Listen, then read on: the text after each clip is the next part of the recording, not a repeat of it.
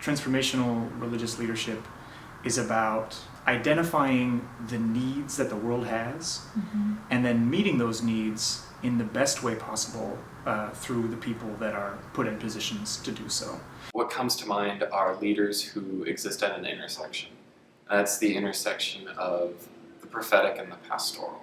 Definitely starts with compassion and starts with this component of being able to realize that there has to be adaptation to church leadership, especially in looking at what's happening with the churches right now.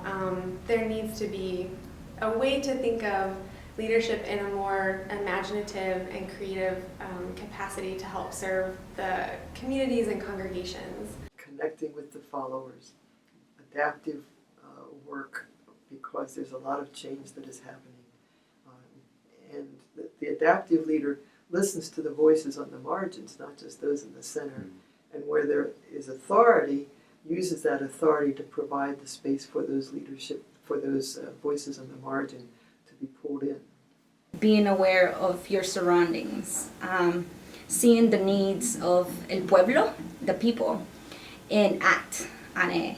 Leadership that comes from the deepest passions within someone's soul, connecting with the deepest passions of a community, and yielding a kind of change from the ground up that serves the common good. The definition that I love to work with is a definition by Howard Gardner across the river at Harvard School of Education. He says a leader, and sometimes leaders, is an individual or a small group of individuals who influence mind, will, and body. The ability to discover, affirm, and build on the gifts and graces of the people in your congregation, in your organization, in your community, as opposed to trying to create something out of whole cloth. The people have experienced transformation. People have gifts and graces. They're in that church because they've found God and neighbor, and they have reasons to be there. And so you want to build upon that. So I think the first thing is to live a life of gratitude and abundance. Moving out of the borders and outside of the four corners of our church walls, that we're really able to impact the world around us. They don't just tell the vision, but they live it and they inspire it and they live what they believe. We need to model the transformation that we are seeking in our communities and our individuals, and sometimes that's the toughest struggle, as we all know. But I think that imagination is the thing most missing from the life of the church today. Well, let's start with Jesus. There's probably no better example. Someone who clearly knew from within that who he was. That's part of what the early gospel stories are about. He did not assume an office of authority over the people. His power came from religious persuasion and inspiration, and he had the heart of a servant. I would even point to Mary Magdalene, who, if she hadn't seen with eyes that others didn't see, and heard her name called, we've just passed through Easter, so if she hadn't heard Jesus calling her by name and recognized that voice, and then she went to share the message with others, with that, would we be here having this interview if there hadn't been Mary Magdalene to carry that word? Oh man, there are some great religious leaders. Some of them are Christian. I love Dean Mary Elizabeth Moore. Plug. I think she's constantly asking those questions, and I'm always pleased to see how she moves in that way. I can't be at Boston University School of Theology without pointing to Martin Luther King Jr. as a transformational leader. Again, he knew who he was as a person called by God, a pastor, but a pastor called to work beyond the local setting. I don't think an organization can be built or transformed without transformational leaders. It requires transformational leaders in all dimensions of an organization. A transformational leader can occupy the space anywhere from in front of the organization to all the way in the back of the organization.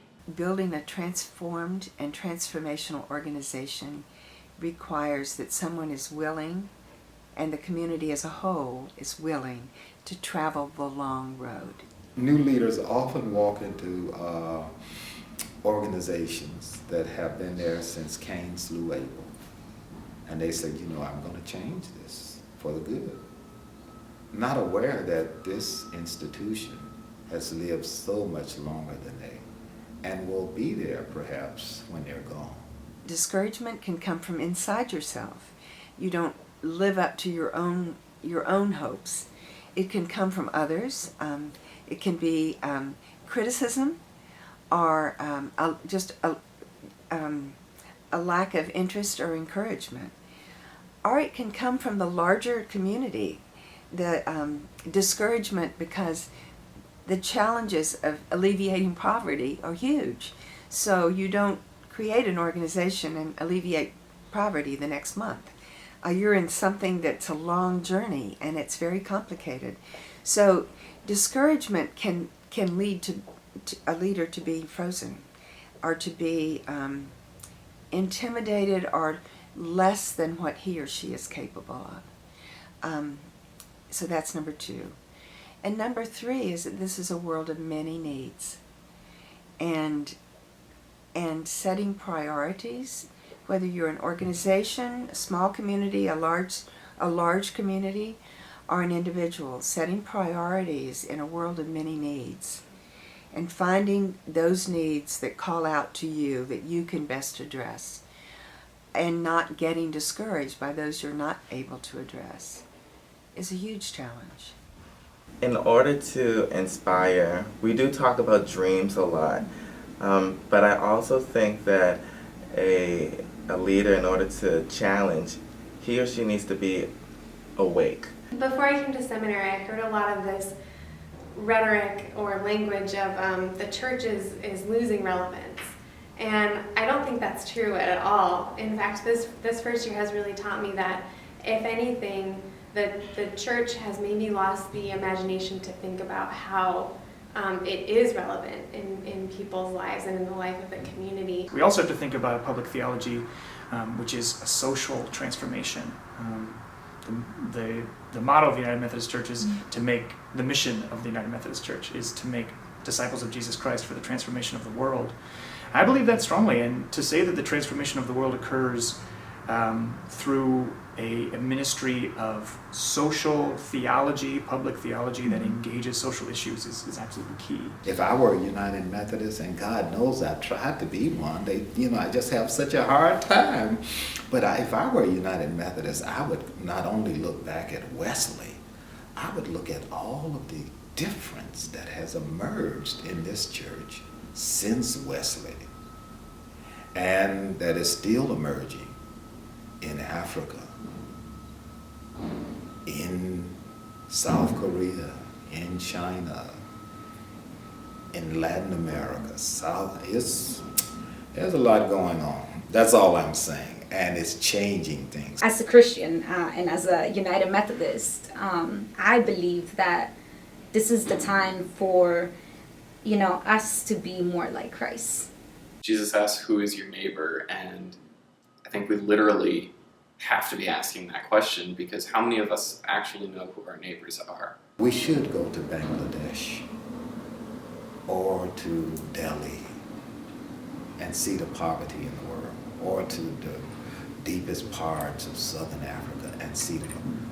But God knows if we've missed it here, what good is it to go to Africa and try to save the world when it has called you across the street? And I'm not suggesting get rid of the missionary impulse, but poverty is here, and it will be here for a long time. The greatest challenge for religious leaders is to speak to the contemporary generation who may no longer see the value of spirituality Another transformational leadership issue is how to communicate between the religious community and the world at large, because there's a much more secular environment in which the church is engaging. I think we can see this as a big opportunity to be able to say, how are we going to respond to a world that is actually, through its disengagement with the church, implicitly talking about its need for the love of God more and more? The issues around difference both excite me and frighten me.